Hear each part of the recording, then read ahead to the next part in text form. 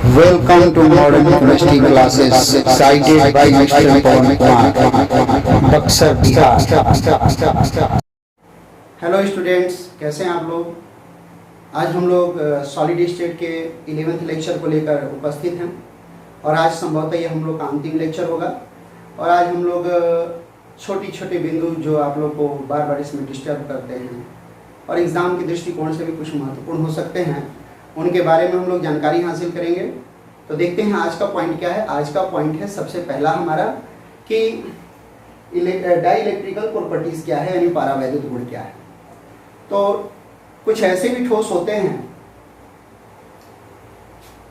जिनमें द्विध्रुव आघूर्ण नहीं होता है, अपना वो आयन के रूप में नहीं टूटे रहते हैं, लेकिन जब उसमें हम विद्युतीय क्षेत्र उत्पन्न करते हैं, यानी उसमें जब विद्युत धारा हम प्रवाहित करते हैं, तो हम पाते हैं कि उनमें विद्युतीय गुण उत्पन्न हो जाता है। विद्युत का यानी आवेश का प्रवाह नहीं होता है।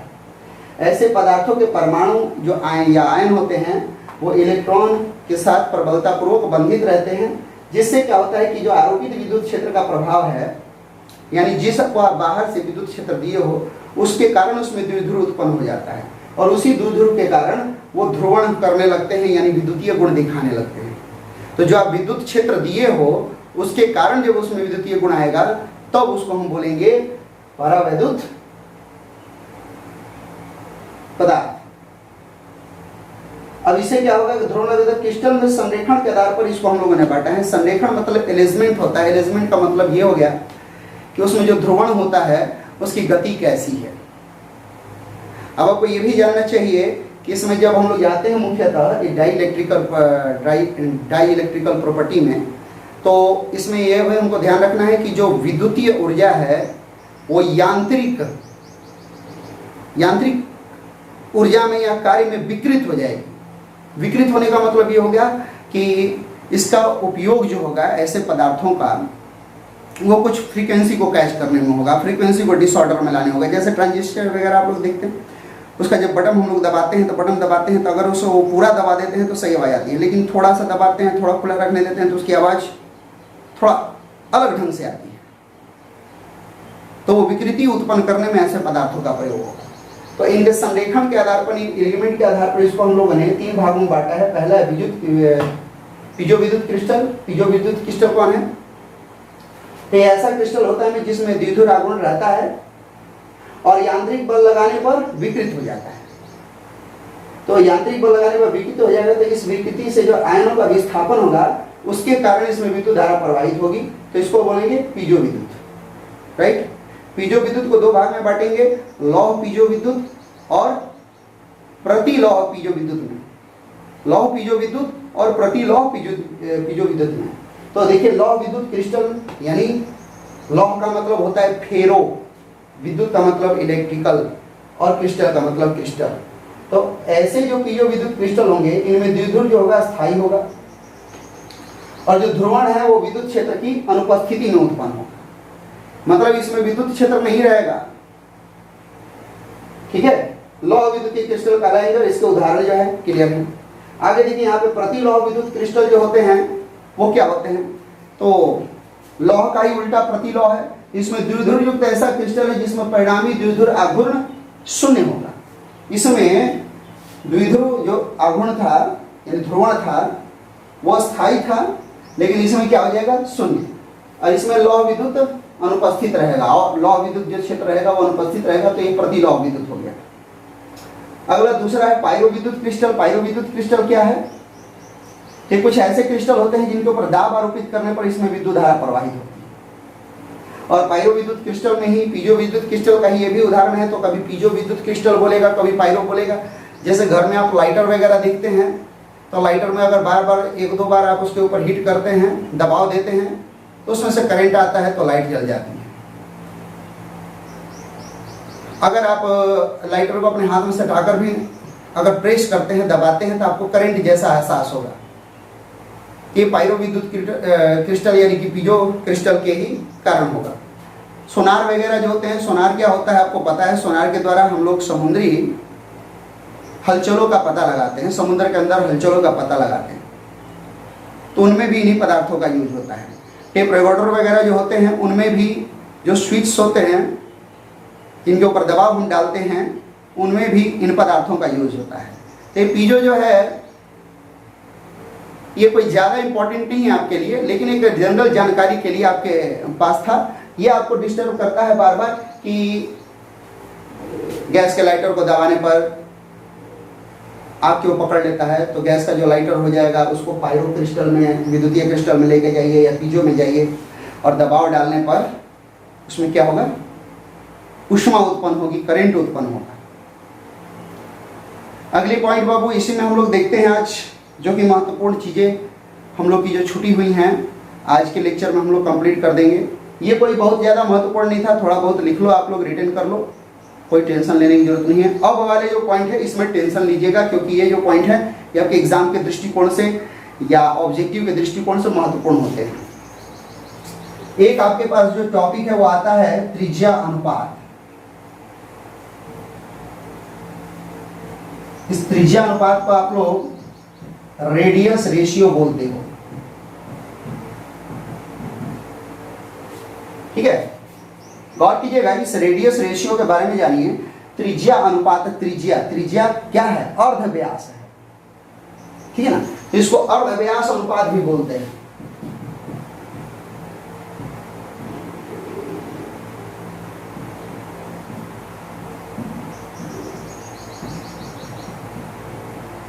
तो अर्धव्यास अनुपात भी हो गया ये। तो जो R लिखे हो, R के साथ 2 को मिलाकर 2R करोगे तो व्यास यानी D हो जाएगा, यानी किनारे की लंबाई हो जाएगी। तो ये क्या चीज होता है, तो नाम ही है त्रिज्या अनुपात। तो त्रिज्या लेके आना पड़ेगा और त्रिज्या का अनुपात होगा। तो त्रिज्या किसकी किसकी होगी, तो ये होगी आयनिक ठोस में धनायन और ऋणायन की त्रिज्या, ठीक है। तो ध्यान दीजिए, चूंकि आयनिक ठोस में धनायन और ऋणायन होता है, तो आयनिक ठोस में धनायन तथा ऋणायन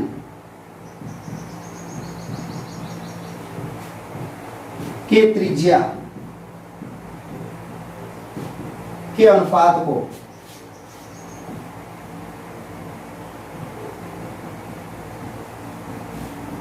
उसका त्रिज्या अनुपात कहते हैं।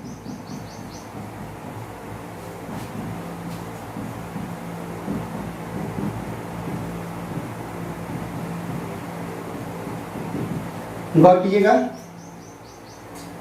देयरफॉर त्रिज्या अनुपात यानी अर्धव्यास का अनुपात बराबर क्या होगा, त्रिज्या अनुपात बराबर धनायन की त्रिज्या मतलब R प्लस और बटा में ऋणायन की त्रिज्या मतलब R माइनस। ऊपर धनायन की त्रिज्या R प्लस और नीचे है ऋणायन की त्रिज्या R माइनस। आगे देखिएगा आप लोग, त्रिज्या अनुपात से हम लोग को क्या क्या चीज मिलता है। तो त्रिज्या अनुपात का एक रेंज होता है, उस रेंज के आधार पर हम ये बता सकते हैं कि उस यौगिक की समन्वय संख्या कितनी होगी, उसकी संरचना कितनी कैसी होगी, और वो अधिक आयनिक होगा कि कम आयनिक होगा, ठीक है। तो इस त्रिज्या अनुपात के आधार पर हम आयनिक यौगिकों के समन्वय संख्या के बारे में बता सकते हैं, आकृति के बारे में बता सकते हैं, और ये बता सकते हैं कि वो ज़्यादा आयनिक है कि कम आयनिक है। तो उस रेशियो को हम लोग देख लेते हैं, क्या है वो रेशियो। उस रेशियो की और आप लोगों को ले चलते हैं। त्रिज्या अनुपात का रेशियो देख लीजिए आप लोग क्या होता है।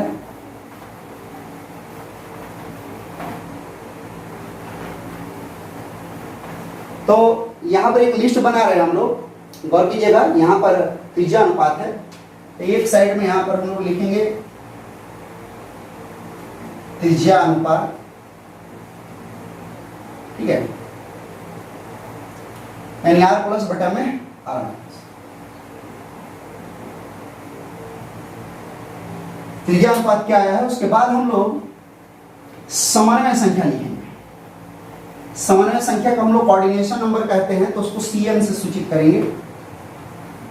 उसके बाद हम लोग इसकी संरचना लिखेंगे, मतलब आकृति क्या होगी इसकी, और संरचना के बाद हम लोग इसका एक दो उदाहरण देख लेंगे, इसके उदाहरण क्या होंगे, ठीक है। तो संरचना के बाद यहाँ पे उदाहरण डाल दिया जाएगा। चलिए, यहाँ से इंपॉर्टेंट चीजें आपके काम लाइक चालू हो रही है। अब इसकी त्रिज्या का अनुपात कहाँ से कहाँ तक जाता है वो देखिए। स्टार्टिंग होता है 0.151 से, ध्यान रखिएगा 0.151 से चालू होके ये 0.99 तक जाता है, ठीक है। तो ये 0.151 से चलेगा, पहला 0.225, दूसरा होगा 0.225 से 0.414, 0.414 से 0.732 एंड फिर 0.732 से 0.999, तो इतना तक हो गया। ये चार मुख्यतः है, तो चारों पर हम लोग फोकस करेंगे। गौर कीजिए, जब ये रेशियो होगा तो सामान्य संख्या 3 होगी, यहाँ पर 4 होगी, यहाँ पे 6 होगी, यहाँ पे 8 होगी। तो इस त्रिज्या अनुपात से हमको क्या मिलता है? तो इस त्रिज्या अनुपात से हमको पहला नॉलेज समन्वय संख्या का होता है, फिर दूसरा होता है संरचना। अगर 3 है तो ये त्रिकोणीय समतलीय त्रिकोणीय होगा, त्रिकोण तो समतलीय ही होता है, त्रिकोणीय। 4 है तो चतुष्फलकीय,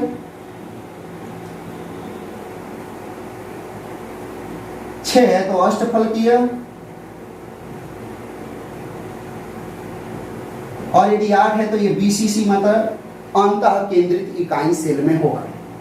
एग्जाम्पल की बात करें तो इसका मान लीजिए B2O3 होगा, इसका ZNS होगा। अष्टफलकीय में NaCl आ जाता है, MgO आ जाता है, CO आ जाता है, KBr आ जाता है, ठीक है, बहुत आ जाते हैं इसमें, NaCl, MgO या CaO, KBr एक्सेट्रा आ जाएगा। और बीसीसी का उदाहरण यहाँ तो आराम से बहुत कुछ मिल जाएगा। CSCl भी है, CSBr भी है, बहुत से बच्चे शाम को क्वेश्चन पूछे भी थे, CSCl, CSBr, इनके उदाहरण हो गए। यहाँ से आपको क्या पता चला, आपको याद दिला दे, यहाँ से आपको पता चला कि त्रिज्या अनुपात से हम क्या क्या बता सकते हैं। त्रिज्या अनुपात के आधार पर हम आयनिक ठोस की समन्वय संख्या बता सकते हैं, आकृति बता सकते हैं, और ये बता सकते हैं वो ज्यादा आयनिक है कि कम। अगर ज्यादा आयनिक होगा तो समन्वय संख्या अधिक होगी, और कम आयनिक होगा तो समन्वय संख्या कम होगी। जैसे अगर बोला जाए 6 है समन्वय संख्या और 8 है, तो 6 और 8 में कौन ज्यादा है? 8 ज्यादा है, तो 8 ज्यादा है समन्वय संख्या, तो 8 समन्वय संख्या जो यौगिक होगा वो अधिक आयनिक होगा। अब यहाँ पर हम लोग आगे चलते हैं और अगले पॉइंट की ओर चलते हैं। एक चीज और आपको डिस्टर्ब करता है कि चतुष्फलकीय रिक्तियों के लिए त्रिज्या अनुपात क्या होता है और अष्टफलकीय रिक्तियों के लिए त्रिज्या अनुपात क्या होता है। तो ये भी बहुत सिंपल चीज है। इस अनुपात को लिखने के बाद हम लोग यहाँ पर लिख सकते हैं स्टार डालकर,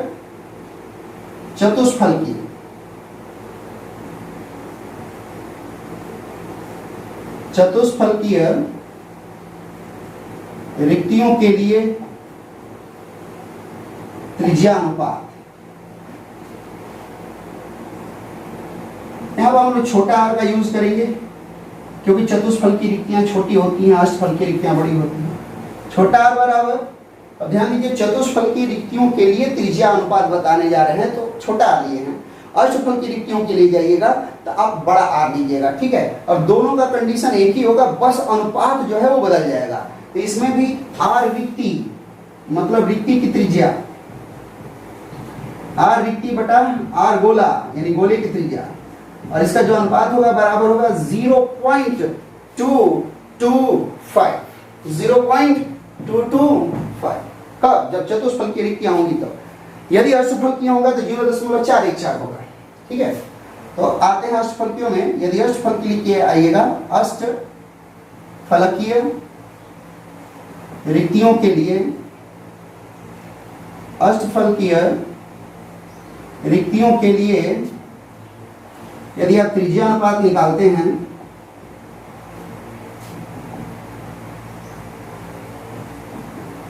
ये बड़ा r भी ले सकते हैं, बराबर ये भी यही रहेगा जो ऊपर है, r रिक्ति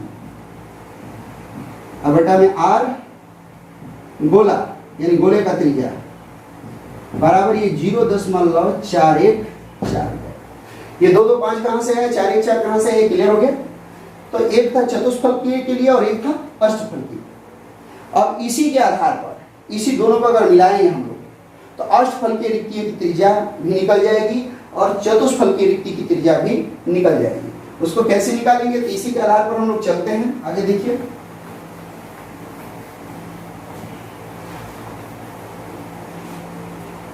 देखिएगा पुनः याद रखिएगा, चतुष्फल की रिक्तियां छोटी होती हैं और अष्टफल की रिक्तियां बड़ी होती हैं। ठीक है, अगला देखिए इसमें चतुष्फलकीय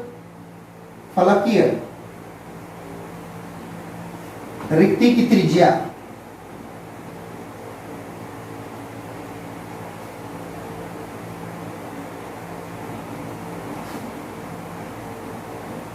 बराबर, ये जो चतुष्फल की रिक्ति की त्रिज्या होगी इसी फॉर्मूले से निकलेगी। ये जो त्रिज्या अनुपात आ रहा है आयन की त्रिज्या, उसमें यदि आप लोग गोले की त्रिज्या है 0.225 है तो यहाँ पर मल्टीप्लाई में क्या आएगा 0.225। अब गुणे रेडियस ऑफ आयन, मतलब आयन की त्रिज्या, रेडियस ऑफ आयन। ठीक है, तो ये जो आया है यहाँ पर मल्टीप्लाई हो जाएगा तो चतुष्फल की रिक्ति की त्रिज्या मतलब आर रिक्ति निकल जाएगी। अगर वही अष्टफल की त्रिज्या का निकालना है आपको,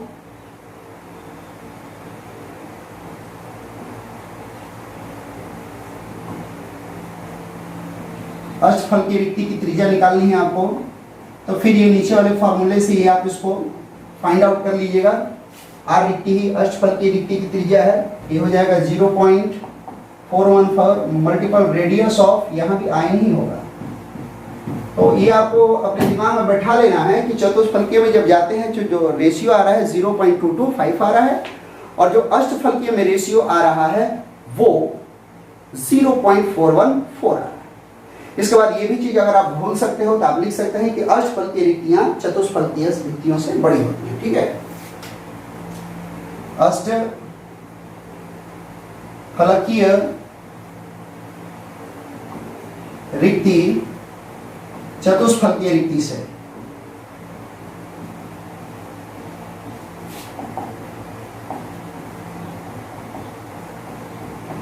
बड़ी होती है। कंप्लीट। तो आपको ये रिक्ति का कमाल पता चल गया कि रिक्ति क्या है, त्रिज्या अनुपात क्या है, त्रिज्या अनुपात का यूज कहाँ होगा, चतुष्फलकीय रिक्तिकाओं को और अष्टफलकीय रिक्तिकाओं को आप कैसे ज्ञात करोगे, ये आपको जानकारी होगी। हाँ, एक चीज और भूले थे हम लोग, पीजो विद्युत प्रभाव क्या होता है, पीजो विद्युत प्रभाव। तो पीजो विद्युत प्रभाव क्या होता है, इस चीज को भूले हुए थे, तो उसको भी आप लोग नोट कर लीजिए। अगर किसी आप क्रिस्टल पर दाब आरोपित करोगे, पीजो विद्युत प्रभाव, ध्यान दीजिएगा, पीजो विद्युत प्रभाव अगर आप नोट करना चाहे तो नोट कर सकते हो। पीजो विद्युत प्रभाव क्या है, तो यदि आप किसी क्रिस्टल पर दाब आरोपित करेंगे और दाब आरोपित करने से उससे विद्युत जनन की घटना हो, मतलब उससे विद्युत उत्पन्न हो रहा है। यदि किसी क्रिस्टल पर आप दाब आरोपित करते हैं और उससे विद्युत उत्पन्न होता है, इस घटना को हम बोलते हैं पीजो विद्युत प्रभाव। फिर रिपीट कर रहे हैं आपको, किसी क्रिस्टल पर दाब आरोपित करने पर विद्युत जनन की घटना को, यानी विद्युत उत्पन्न होने की घटना को पीजो विद्युत प्रभाव कहते हैं। कंप्लीट। चलिए, अब जो अगला पॉइंट है वो हम लोग ब्राइन समीकरण को लेकर चलते हैं और शॉर्ट में निकालते हैं आज के वीडियो को, क्योंकि ज़्यादा लंबा वीडियो करने से कोई फायदा नहीं है। पिछला वीडियो हम लोग का 1 घंटे का हो गया था जिसमें मैग्नेटिक प्रॉपर्टी को हम लोग डील किए थे। तो ये आज चूंकि आज का लास्ट लेक्चर है तो उतना ज़्यादा इंटरेस्टेड नहीं होगा, फिर भी ये जो लास्ट वाले पॉइंट्स बता रहे हैं ये आपके लिए बहुत ही ज़्यादा इंपॉर्टेंट होने वाले हैं एग्जाम के दृष्टिकोण से, ऑब्जेक्टिव के दृष्टिकोण से और न्यूमेरिकल के दृष्टिकोण से।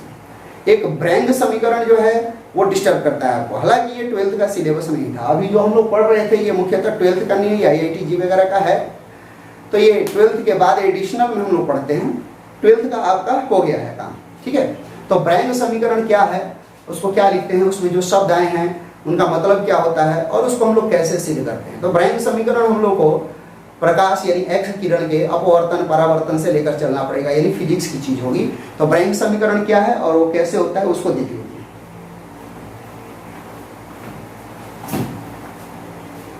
तो गौर कीजिए, ब्रैंग वैज्ञानिक का नाम है, उन्होंने दिया था तो उसको ब्रैंग समीकरण हम लोग बोलते हैं। यह है ब्रैंग समीकरण। ब्रैंग समीकरण होता क्या है वो समझिएगा। ब्रैंग समीकरण जो है n लैम्डा बराबर 2d sin थीटा। ब्रैंग समीकरण क्या है, n लैम्डा बराबर 2d sin थीटा। अब कहिएगा कि सर इसमें वर्ड्स का मतलब क्या है, तो गौर कीजिए, जहाँ एक एक वर्ड का मतलब हम लोग बता दे रहे हैं। जहाँ n बराबर अंक है 0 1 2 3 डॉट डॉट इंफिनिटी, ये आपतित किरणों की संख्या है, आपतित x किरणों की संख्या है, ठीक है।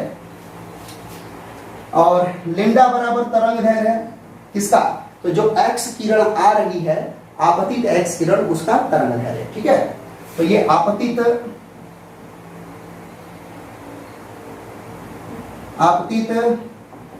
x किरण का तरंग दैर्घ्य, ठीक है। गौर कीजिए d क्या है, तो दो क्रमागत सतह के बीच का डिस्टेंस है, दूरी है, कंप्लीट। d बराबर दो क्रमागत सतह की दूरी। इसमें आने वाले हर एक शब्द को समझाने के बाद सेकंड चैप्टर तो आपका चूंकि ऑनलाइन हम लोग पढ़ रहे हैं, कर रहे, तो कमेंट बॉक्स में कमेंट में अपना प्रश्न पूछिए, या व्हाट्सएप ग्रुप के माध्यम से क्वेश्चन पूछिए, या कॉल करके क्वेश्चन पूछिए।